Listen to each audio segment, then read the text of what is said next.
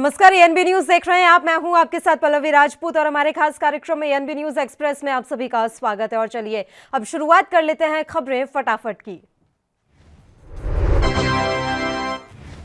Corona virus के मिले नए वेरिएंट को लेकर पूरी दुनिया में एक बार फिर से अचानक सतर्कता बढ़ती जाने लगी है। विश्व स्वास्थ्य संगठन के मुख्यालय जिनेवा में इसी नए वेरिएंट को लेकर दुनिया भर में गाइडलाइंस जारी करने के लिए शुक्रवार को बैठक हुई। हालांकि इन सबके बीच अपने देश में अभी तक नए वेरिएंट का कोई भी मामला सामने नहीं आया है।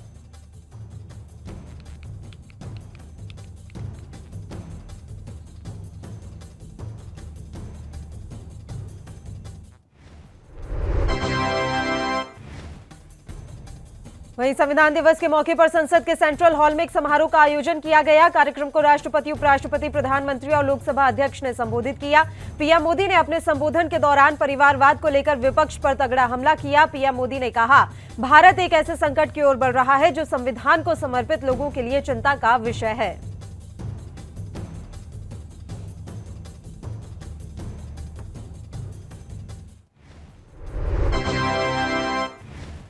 आजादी के अमृत महोत्सव के तहत आज संविधान दिवस मनाया जा रहा है। लोकसभा अध्यक्ष ओम बिरला ने शुक्रवार को कहा कि भारत का संविधान गीता की तरह है जो नागरिकों को देश के लिए काम करने की प्रेरणा देती है। इस मौके पर उन्होंने विपक्षी दलों के संविधान समारोह में भाग न लेने पर भी बोला। ओम बिरला ने कहा, उनका कहना था कि उनके लिए बैठने की व्यवस्था नहीं थी, ये झूठ है।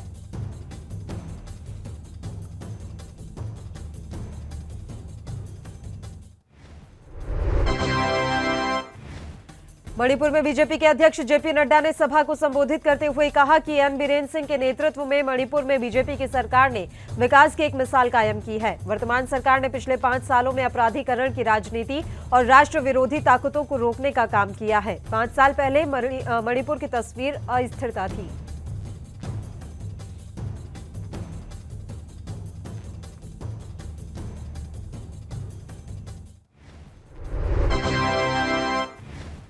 कर्नाटक के मुख्यमंत्री बसवराज बोम्मई ने गुरुवार को उपायुक्तों से राज्य की दूसरी खुराक कवरेज को बढ़ावा देने के लिए कोविड टीकाकरण अभियान को आगे बढ़ाने का आग्रह किया। बोम्मई ने राज्य में टीकाकरण अभियान की स्थिति की जांच करने के लिए उपायुक्तों के साथ एक आभासी बैठक के दौरान कहा, राज्य ने पहली खुराक का 90% कवरेज हासिल कर लिया है और दूसरी खुराक की कवरेज की मात्र 57% है, इसे बढ़ाया जाए।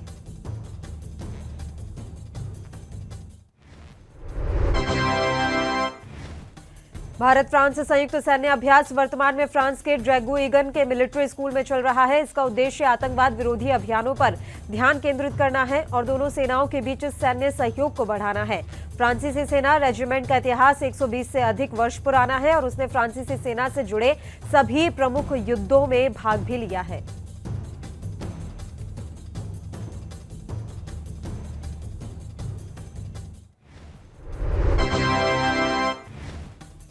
कोच्चि में कांग्रेस कार्यकर्ताओं का लॉ की छात्रा की आत्महत्या के विरोध में अलुवा पूर्व पुलिस स्टेशन पर जो धरना प्रदर्शन चल रहा था वो खत्म हो गया है। प्रदर्शन के दौरान कार्यकर्ताओं ने सर्किल इंस्पेक्टर पर कार्रवाई नहीं करने का आरोप लगाते हुए उसे निलंबित करने की मांग की।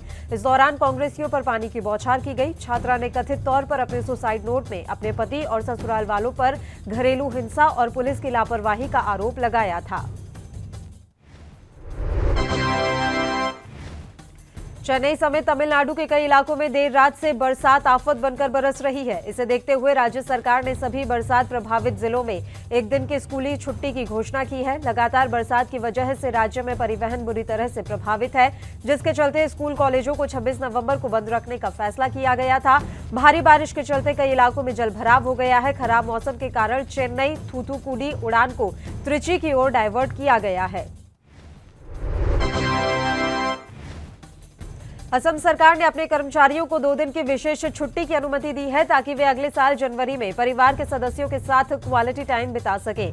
राज्य मंत्रिमंडल ने असम सरकार से 5 करोड़ रुपए के कोष के साथ असम आंदोलन के पीड़ितों और उनके परिवार के कल्याण के लिए एक ट्रस्ट की स्थापना को मंजूरी दी है। मुख्यमंत्री की अध्यक्षता में ट्रस्ट बच्चों, असम आंदोलन के पीड़ितों और उनके परिवार के सदस्यों को प्रभावी ढंग से पुनर्वास करने की दृष्टि से योजनाएं तैयार करेगा।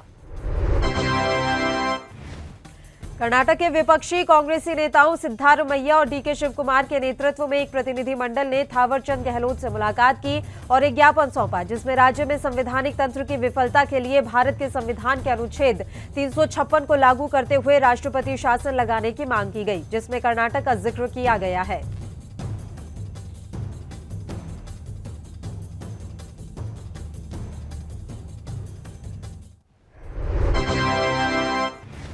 उत्तर प्रदेश के चुनावी मौसम में बसपा विधायकों और नेताओं की पार्टी छोड़ने का सिलसिला लगातार जारी है। बसपा छोड़ने वाले गुड्डू जमाली पहले विधायक नहीं बल्कि 75% विधायक मायावती का साथ छोड़ चुके हैं। इस तरह से 2017 में बसपा के 19 विधायक जीत कर आए थे, जो अब महज 4 बचे हैं। यूपी में अपना दल और कांग्रेस से भी कम विधायक अब बसपा के पास बचे हैं।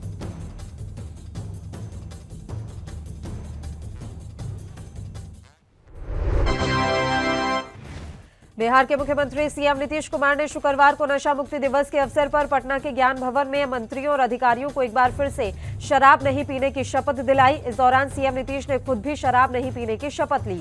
सीएम नीतीश ने कहा कि आज फिर शपथ इसलिए दिलवा रहे हैं ताकि मन फिर से मजबूत रहे और कोई बाएं दाएं नहीं करे। जो बाएं दाएं करेगा उस पर कार्रवाई की जाएगी।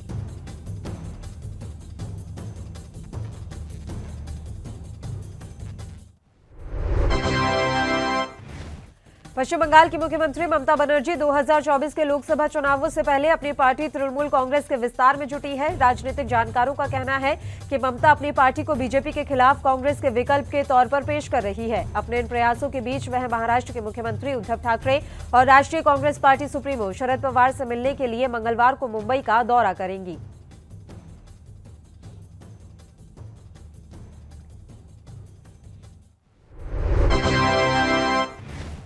यूपी के प्रयागराज में एक ही परिवार के 4 लोगों की कुल्हाड़ी से काटकर निर्मम हत्या कर दी गई थी। इस हत्या के बाद प्रयागराज के फाफामऊ गोहरी में पुलिस के खिलाफ नाराजगी है, तो वहीं पीड़ित परिवार से मुलाकात करने कांग्रेस पार्टी की राष्ट्रीय महासचिव और प्रदेश प्रभारी प्रियंका वाड्रा गांधी पहुंची। प्रियंका गांधी ने पीड़ित परिवार से मुलाकात की और उन्हें सांत्वना दी।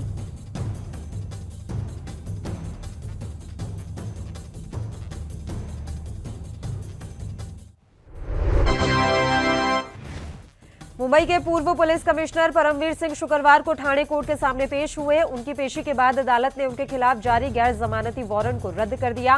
कोर्ट ने उन्हें ठाणे पुलिस को जांच में सहयोग करने का निर्देश दिया है। बता दें कि 15,000 रुपए के निजी मुचलके और पर्सनल बॉन्ड भरवाने के बाद यह वारंट रद्द किया गया है। हाल ही में कोर्ट ने परमवीर को भगोड़ा घोषित किया था।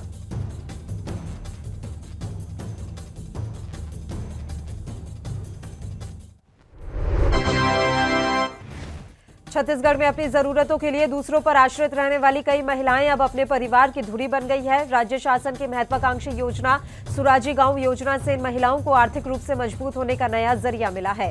बिलासपुर जिले के विकासखंड मस्तूरी के ग्राम पंचायत जूहली गौठान में संचालित आजीविका की गतिविधियों से जुड़कर जय मां दुर्गा स्वयं सहायता समूह की महिला सशक्तिकरण की मिसाल साबित हो रही है।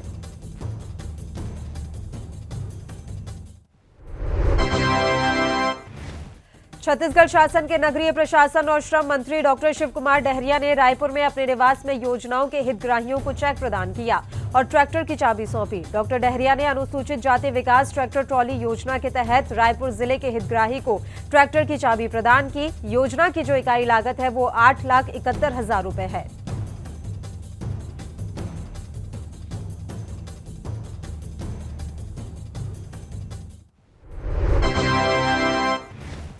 छत्तीसगढ़ शैक्षिक अनुसंधान और प्रशिक्षण परिषद में आज संविधान दिवस के अवसर पर एक परिचर्चा का आयोजन किया गया। इस अवसर पर स्कूल शिक्षा विभाग के संयुक्त सचिव राजेश सिंह राणा ने कहा कि भारतीय संविधान की एक एक शब्द को गहराई से अध्ययन करने की जरूरत है। यदि हम संविधान के मौलिक अधिकार और कर्तव्य को दैनिक जीवन के आचरण में लाएंगे, तभी हम आने वाली पीढ़ी को संविधान का सही पाठ पढ़ा सकते हैं।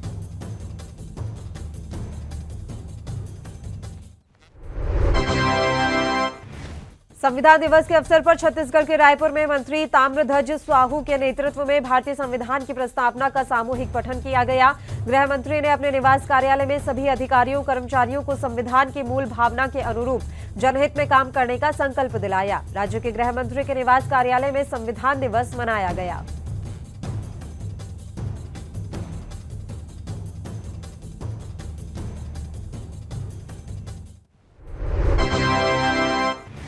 छत्तीसगढ़ के गृह और पर्यटन मंत्री ताम्रध्वज साहू ने साहू समाज द्वारा आयोजित कार्यक्रम में भाग लिया।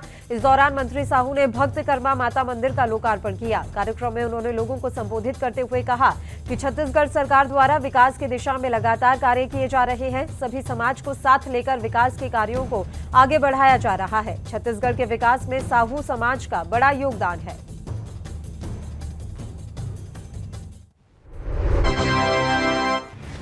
हरियाणा पुलिस ने विशेष नशा विरोधी अभियान के तहत फतेहाबाद जिले में एक कार से 263 ग्राम हेरोइन जब्त कर इस सिलसिले में 2 लोगों को गिरफ्तार किया है। जब्त नशीले पदार्थ की कीमत करीब 25 लाख रुपए आंकी गई है। पुलिस ने जानकारी देते हुए बताया कि प्रारंभिक जांच के दौरान गिरफ्तार आरोपियों ने दिल्ली में एक नाइजीरियन से मादक पदार्थ लाने और इसे सिरसा में सप्लाई करने की बात कही है।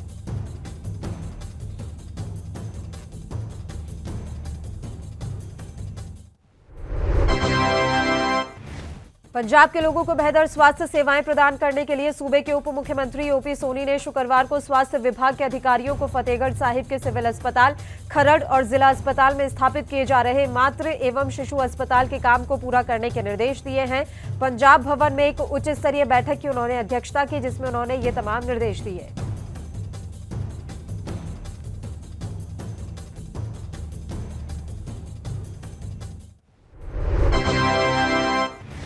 पंजाब के माननीय राज्यपाल बनवारी लाल पुरोहित आज तख्त श्री केसरगढ़ साहिब नतमस्तक हुए, जहां उन्होंने मत्था टेका और मधुर वाणी का कीर्तन श्रवण भी किया। राज्यपाल विरासत-ए-खालसा म्यूजियम भी गए, जहां वह म्यूजियम के शानदार रखरखाव से बेहद प्रभावित हुए। उन्होंने तख्त श्री केसगढ़ साहिब के लंगर हॉल में संगत में बैठकर लंगर ग्रहण किया।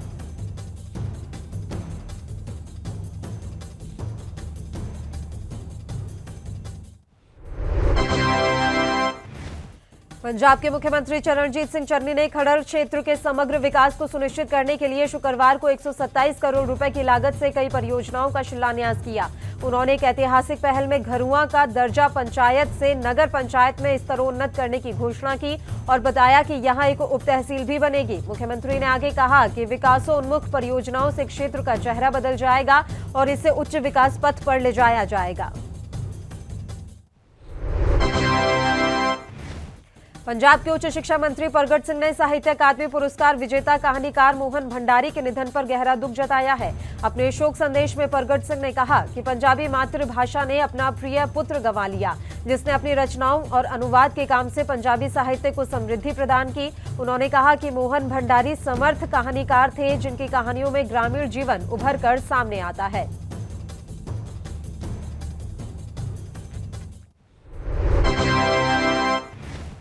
दिल्ली विधानसभा ने शुक्रवार को एक दिवसीय विशेष सत्र के दौरान सदन की कार्यवाही बाधित करने के लिए बीजेपी विधायक जितेंद्र महाजन को निलंबित कर दिया। इसके अलावा 2 बीजेपी विधायकों अनिल वाजपेयी और मोहन सिंह बिष्ट को सदन से बाहर किया गया।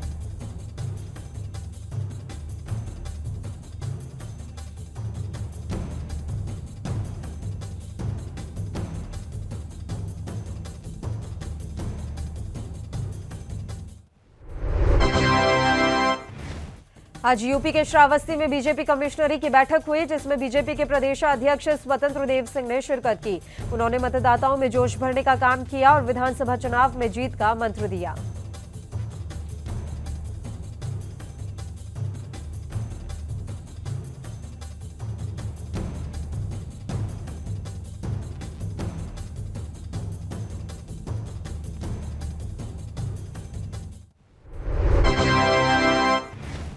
यूपी के बुंदेलखंड में सियासी जमीन तलाश रही कांग्रेस महासचिव प्रियंका गांधी 27 नवंबर को महोबा में एक विशाल जनसभा को संबोधित करेंगी। प्रियंका गांधी की रैली को सफल बनाने के लिए कांग्रेस पदाधिकारी जुटे हुए हैं और पीएम की जनसभा से ज्यादा भीड़ जुटने का कांग्रेसी दावा कर रहे हैं।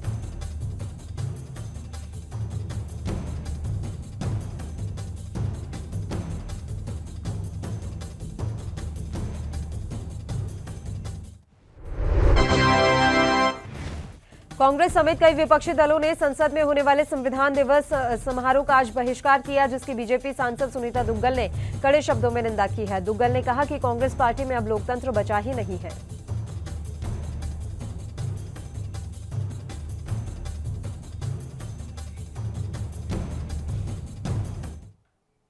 बुलेटिन में खबरें और भी हैं, यहां रुकते हैं एक छोटे से ब्रेक के लिए। आप बने रहिए हमारे साथ।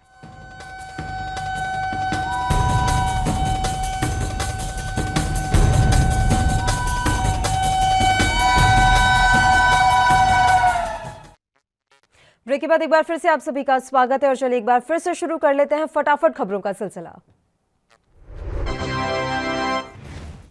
यूपी के हापुड़ के थाना बाबूगढ़ पुलिस और साइबर सेल ने संयुक्त रूप से कार्रवाई करते हुए एटीएम कार्ड का क्लोन बनाकर धोखाधड़ी करने वाले गिरोह का पर्दाफाश किया है। पुलिस ने इस गिरोह के 4 शातिर मास्टरमाइंड अभियुक्तों को गिरफ्तार किया है। साथ ही नकदी समेत अन्य सामान भी बरामद किया है।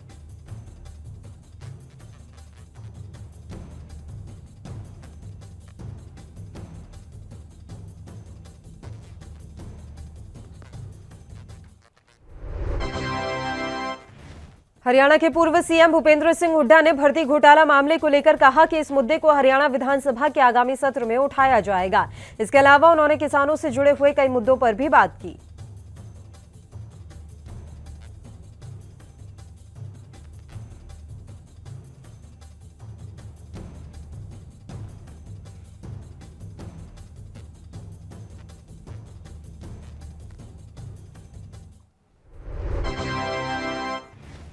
किसान आंदोलन की वर्षगांठ आज पंजाब के बरनाला में भी मनाई गई। संयुक्त किसान मोर्चा की जत्थेबंदियों के नेतृत्व में बरनाला के बाजार में किसानों की ओर से मार्च निकाला गया। किसान नेताओं ने कहा कि कृषि कानूनों को वापस लेना किसानों की सबसे बड़ी जीत है।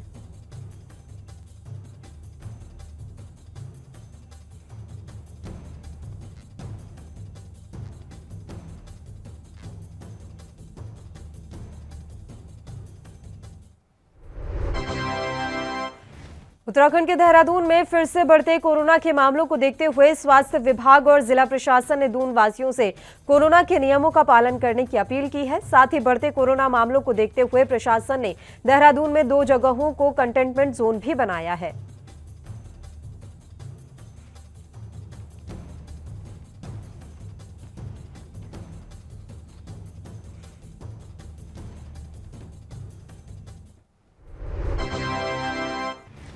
यूपी के जिला मैनपुरी की पुलिस के हाथ बड़ी सफलता लगी है। पुलिस ने घरों से चोरी करने वाले गैंग का खुलासा करते हुए अंतर जनपदीय गैंग के 6 सदस्यों को गिरफ्तार किया है और कई सामान भी उनसे बरामद हुआ है।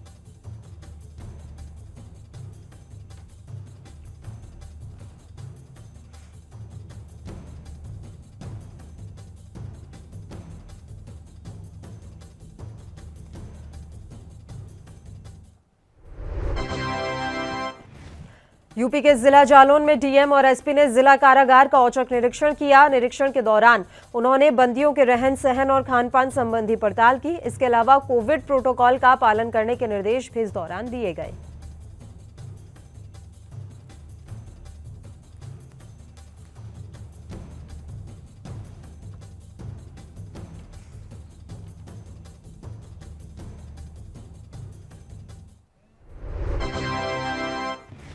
एक तरफ जहां सुप्रीम कोर्ट लगातार आगरा प्रशासन और उत्तर प्रदेश सरकार को बढ़ते प्रदूषण को लेकर चेता रहा है, वहीं नगर निगम की नाकामी भी सामने दिखाई दे रही है। आज कोठी मीना बाजार में अचानक ही धुआं निकलता हुआ दिखाई दिया। बता दें कि दिवाली के बाद से ही आगरा में प्रदूषण अपने उच्चतम स्तर पर मौजूद है। बावजूद इसके आगरा में आग की घटनाएं लगातार सामने आ रही हैं।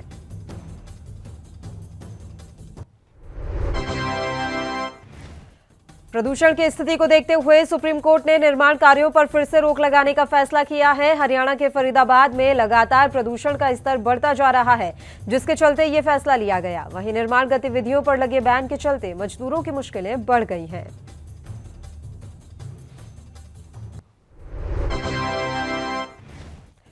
यूपी के बुलंदशहर में होमगार्ड सुरेंद्र शर्मा की संदिग्ध मौत के मामले में परिजनों ने हत्या का आरोप लगाया है। मृतक के परिजन दर्जनों ग्रामीण संघ खुर्जा कोतवाली पहुंचे। मृतक के परिजनों की तहरीर के आधार पर मामला दर्ज कर पुलिस इस समय जांच में जुटी हुई है।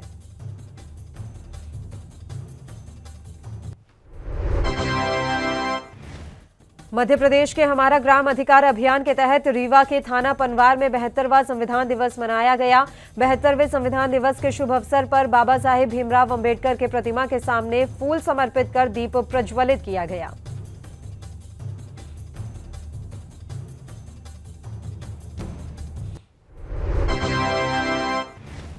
उत्तराखंड की हल्द्वानी सीट से बीजेपी कार्यकर्ता एडवोकेट विजया लक्ष्मी चौहान ने चुनाव लड़ने की इच्छा जाहिर की है। उनका कहना है कि देश का शीर्ष नेतृत्व जिस प्रकार से प्रधानमंत्री नरेंद्र मोदी के नेतृत्व में कार्य कर रहा है, उससे विदेशों में आज भारत का कद काफी बढ़ गया है और राज्य में सीएम धामी के निर्णयों से फिर से डबल इंजन की सरकार जरूर बनेगी।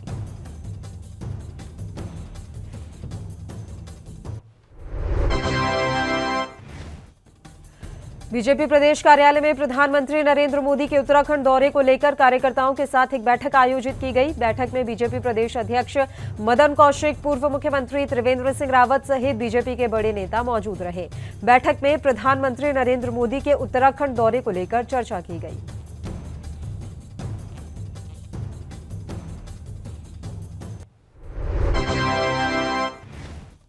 उत्तराखंड के अल्मोड़ा जिले के सल्ट विधानसभा में बीजेपी विधायक महेश जीना ने अटल उत्कृष्ट विद्यालय सरायखेत में बन रहे मिनी स्टेडियम और साइंस लैब का भूमि पूजन किया, जिसके लिए सल्ट बीजेपी विधायक महेश जीना ने मुख्यमंत्री पुष्कर सिंह धामी का आभार भी जताया।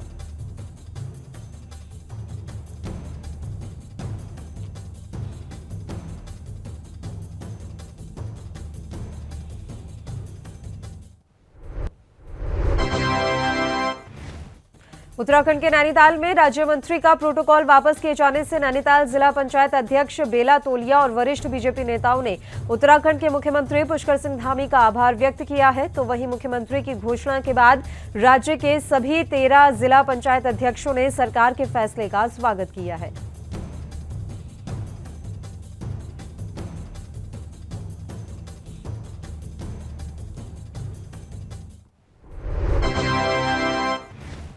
हरियाणा के पलवल में संविधान दिवस के अवसर पर लघु सचिवालय में अधिकारियों कर्मचारियों को शपथ दिलाई गई। इस अवसर पर जिला उपायुक्त कृष्ण कुमार, जिला पुलिस अधीक्षक राजेश दुग्गल, उपमंडल अधिकारी वैशाली सिंह, जिला सूचना जनसंपर्क अधिकारी विजेंद्र कुमार भी मौजूद थे। जिला उपायुक्त कृष्ण कुमार ने कहा, हमें संविधान के मूल्यों के प्रति समर्पित रहना चाहिए।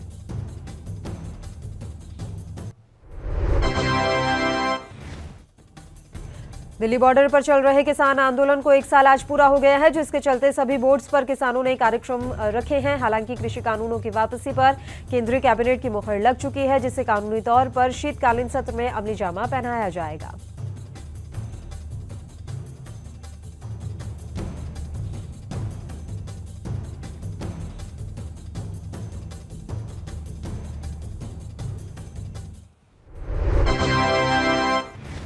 सोशल मीडिया पर हरियाणा के फतेहाबाद जिले का एक वीडियो तेजी से वायरल हो रहा है। इस वीडियो में देखा जा सकता है कि कैसे हरियाणा रोडवेज की एक बस में छात्राएं छत और दरवाजे पर खड़े होकर सफर करने को मजबूर हैं। बस पूरी तरह से भरी हुई है और ये छात्राएं अपनी जान जोखिम में डालकर बस के दरवाजों पर खड़े होकर सफर कर रही हैं।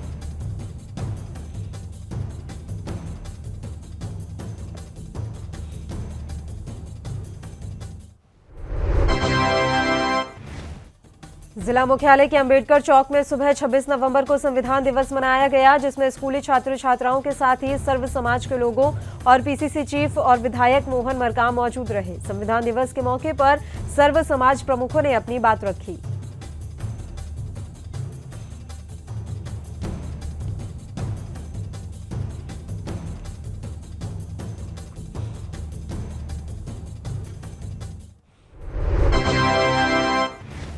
मध्य प्रदेश के उज्जैन कलेक्टर आशीष सिंह ने खाद यूरिया को लेकर अधिकारियों, एनएफएल, इफ्को और कृभको के साथ बैठक कर उनको निर्देशित किया कि यूरिया खाद को लेकर किसी भी किसान को कोई परेशानी नहीं होनी चाहिए।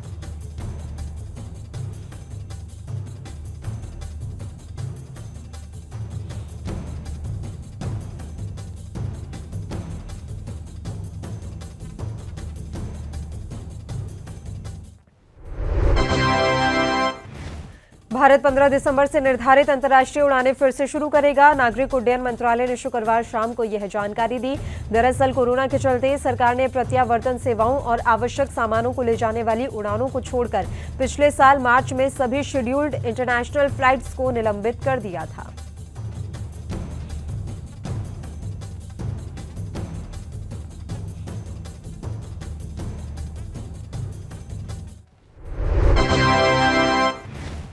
टाटा और बिरला जैसे बड़े कॉरपोरेट घराने फिलहाल बैंकिंग सेक्टर में नहीं उतर पाएंगे। इससे संबंधित सुझाव को रिजर्व बैंक ने अभी मंजूरी नहीं दी है। हालांकि अभी इस सुझाव को केंद्रीय बैंक ने खारिज भी नहीं किया है।